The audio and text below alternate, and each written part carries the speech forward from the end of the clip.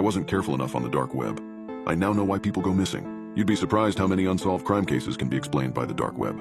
It's a breeding ground for psychopaths and evil humans to plan the most despicable and unimaginable crimes. That's why I became so interested in it. I'm not evil, but lots of my friends have accessed the dark web, kind of like a trend. I had to give it a go.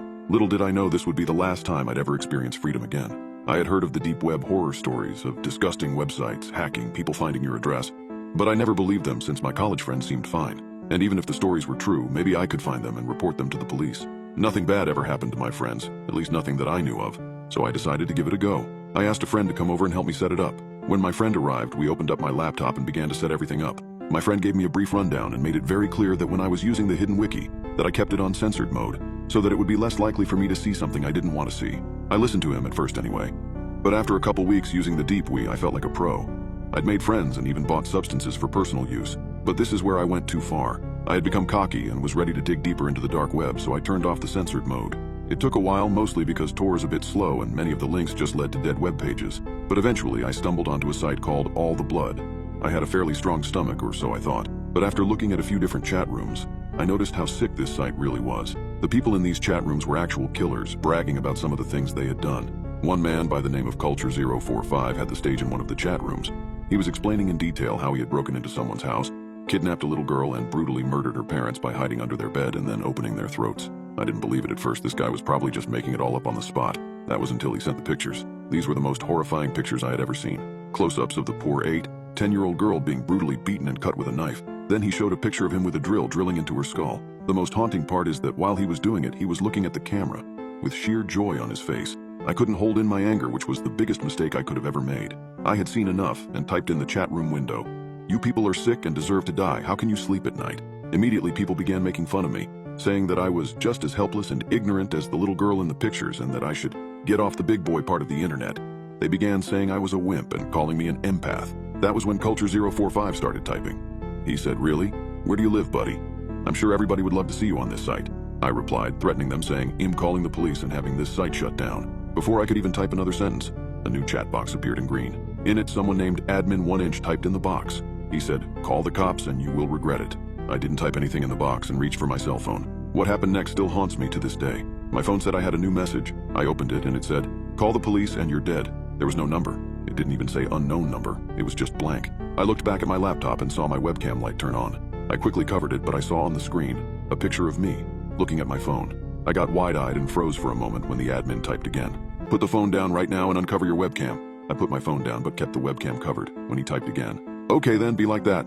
Right after, he posted my full name, age, and address in the chat box and typed, "It would be a shame if you and your college buddies went missing, wouldn't it?" I didn't listen to him. I shut down my laptop and called my friend David to come over straight away. I needed someone to stay over with me. He only lived a few houses down the block, so he ran over straight away and we called the police as soon as he got here. That was when I received another text. The message said, "Look out your window." My heart dropped. I knew exactly what was going to be there. We both crouched over to the window, slowly peeking our heads up, trying not to be seen. That's when we saw him. A man in the parking lot leaning up against a white van. He had a phone in his hand, and when I looked at him, he nodded. My phone went off again. "Turn on your laptop now." We shut the blinds straight away, not knowing we were making a huge mistake. We didn't know what else to do in this state of panic. A man outside our house and a whole chat room of killers coming after us. Despite the police saying they were on their way, they didn't sound too convinced on the phone. I can't imagine a story about a killer from the dark web is too believable for them. Another text. "I am coming in if you don't turn it on." I knew I shouldn't do it. My webcam was on.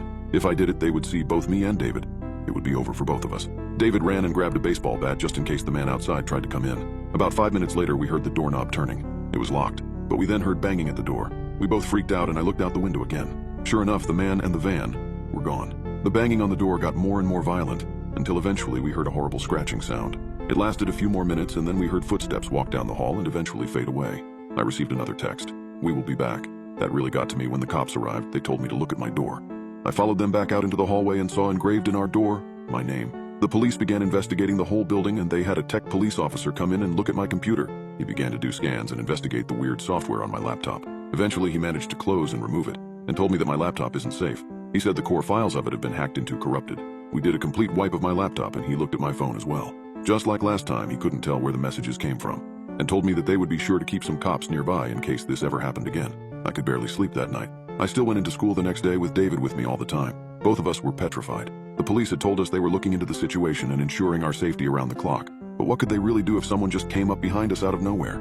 I somehow survived the whole day of school. David had to stay at school for slightly longer to finish a project, so I went home and collapsed on my bed, exhausted from lack of sleep. That was when I heard it. I heard screams coming from my laptop. I ran over to my desk and lifted up my screen. My wallpaper was changed and an application filled the whole screen with what looked like a live stream. I couldn't exit out, and the live stream was coming from a boy's house. He looked about 13 or 14 and was at his computer. It was David's brother. It didn't take long for me to see that I was watching through his webcam and he had no idea. I saw a small chat box pop up in the top right of the screen, and in it someone typed in the box, "Welcome to our live stream. We are glad everyone could be here. Thank you, John, for being here as well." My eyes got very wide. My name was John, and they were waiting until I was watching to start the live stream.